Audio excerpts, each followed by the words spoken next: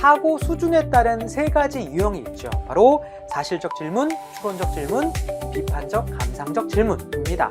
이 세 가지 각각의 명칭과 각각의 의미를 이해하고 있어야 하고요.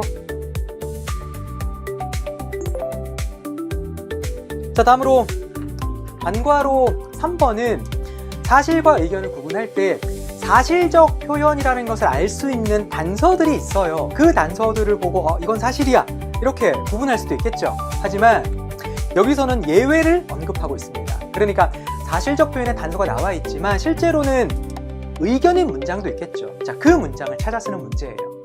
자, 그러한 문장이 여기 지문에서는 여러 개가 있습니다. 예를 들어서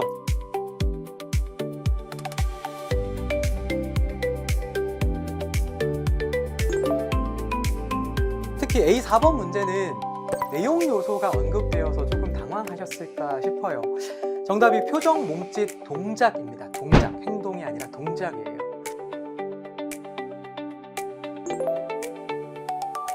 다음으로 A5번 문제는 딕토글로스에 대한 문제이다 라고 소개해드렸었는데요. 자, 먼저 딕토글로스가 무엇인지 살펴보면요. 이 딕토글로스는 받아쓰기의 일종이에요. 받아쓰기의 한 변형된 형태라고 볼 수 있는데요. 자, 딕토글로스가 뭐냐고 하면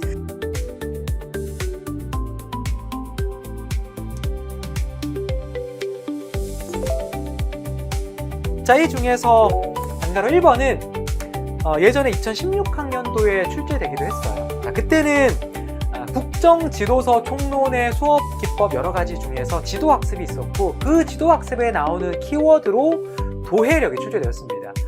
그리고 지도서 총론의 지도학습 외에도 2022 개정에서는 교육과정 원문에서도 도해력이라는 키워드를 제시하고 있기 때문에 다시 출제될 수 있는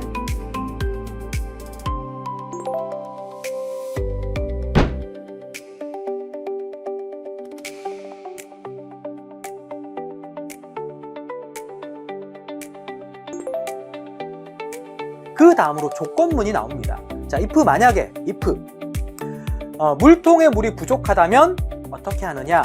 물통에 물을 보충하고 일정 시간 기다립니다. 자, 그런데 만약에 물이 부족하지 않다면 물을 보충하지 않고 그냥 놔둬요. 자, 이와 같은 파란색 박스 안에 있는 내용을 계속 반복한다라는 거죠. 자, 그러면 이러한 반복을 하기 위해서 뭐를 하고 그 다음으로 조건문으로 내려가야 하는데 그러면 맨 처음에 뭘 해야 하는 거예요? 물이 부족한지 부족하지 않은지를 알려면 맨 처음에 뭘 해야 하는 거죠? 맞아요.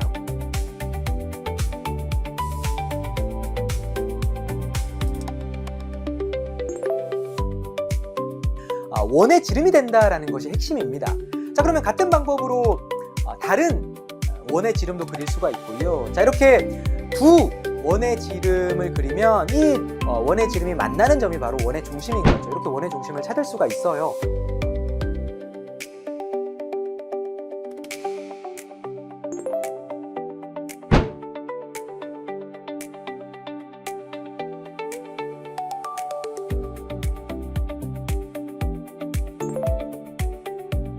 (2022) 개정에서는 바셀질 각각의 수업 모형이 있는 것이 아니라 이야기 모형 딱 한 가지만 있습니다. 자, 그런데 그 이야기 모형도 유형은 두 가지죠. 두 가지 유형이 뭐죠? 네, 맞아요. 하나는 단원 개발 절차로서의 이야기 모형이고 나머지 하나는 차시 개발 절차로서의 이야기 모형입니다. 자, 이 둘 중에서 3회 모의고사에서 차시 개발 절차로서의 이야기 모형을 다루었었죠. 그때 특정 단계 활동을 쓰는 문제를 출제했었습니다.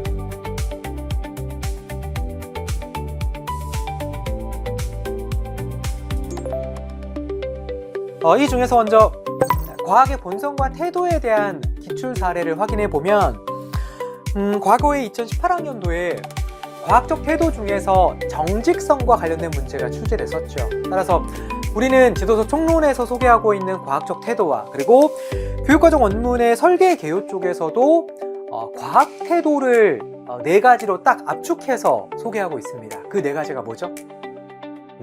과학 창의성, 유용성, 윤리성, 개방성입니다. 자, 그 내용도 함께 암기하셔야 하겠습니다.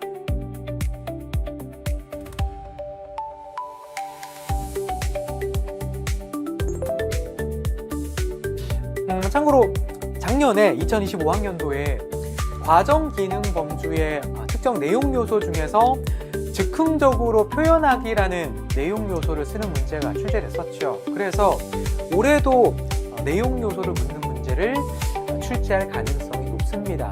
여러분은 음악과 내용 요소를 꼼꼼하게 암기하고 계시죠?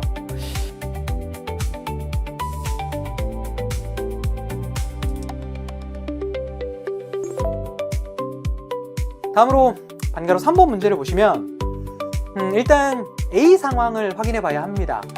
상황이 뭐냐고 하면 학생들이 8자 마라톤 줄넘기를 하는데 제가 체육과 강의할 때 이 신체활동 예시표도 암기하라고 조언해 드렸습니다. 참고로 이 중에서 작년 기출문제로 운동 영역 신체활동 예시 중에서 운동 생활 습관과 관련된 신체활동 예시 중에서 어느 한 가지를 쓰는 문제가 출제됐었죠. 자, 이 표를 암기하고 있으면 쉽게 정답을 쓸 수 있는 문제였습니다.